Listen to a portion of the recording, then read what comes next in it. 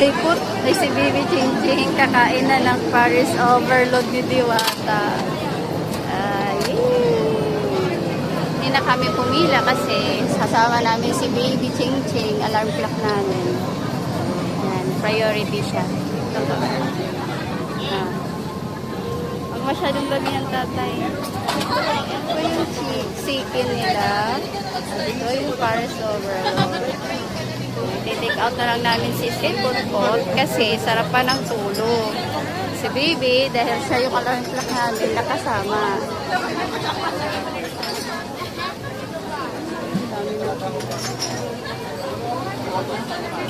6:30 pa lang. 6:30 pa lang, dami-dami ng tao. Ito ano to eh. Vlogger ata to eh. Yan, ha?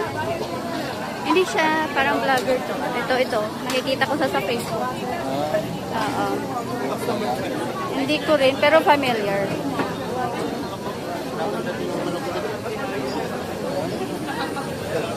Tikman mo na, Ching Ching. Tikman mo nga, tatay. Anong lasa, tatay? Kumusta, tatay? Sarap, tatay. Sarap. Ikaw, Ching Ching. Sige na si Ching Ching. Uy, huwag mong pakainin.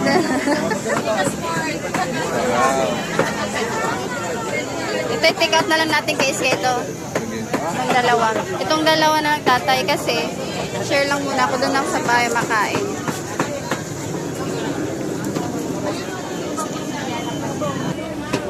Tikman natin yung chicken nila. Chicken. Yung sarap tatay parang Jollibee. Sarap parang Jollibee. Masarap nga. So, masarap nga yung ano nila. Chicken ni ano. Tatay yung nag-enjoy na sa Paris Overload.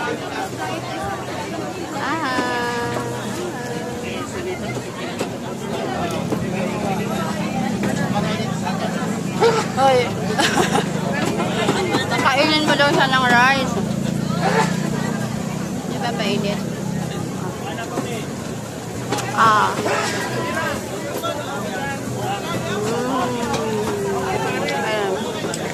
So, iti-take out na lang namin tong dalawa. Kasi, ito maubos. Ito lang kami, mag-share lang kami dito sa iba. Yan. Tikman na natin ang Paris. Ang daming laman tatay, no? Dami talaga. Daming laman.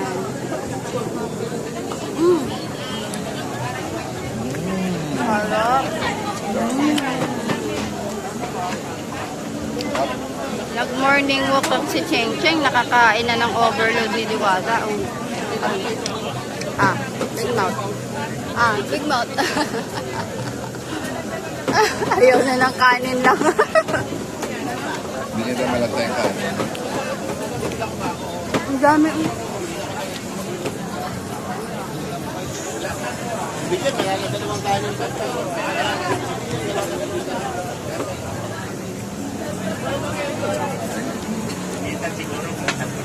Dapat dito magalima tayo.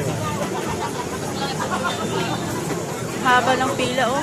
Buti pala kasama namin si Baby Ching Ching. Hindi na kami nakapila. Diretso na kami.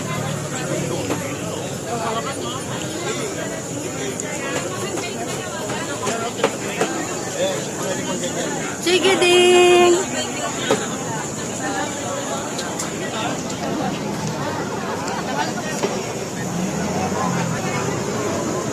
Sarap na sarap ah.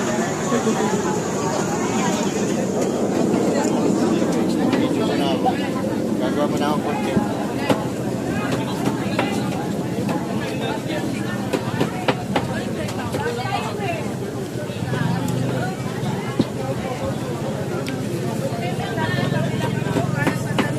Kain muna kami guys.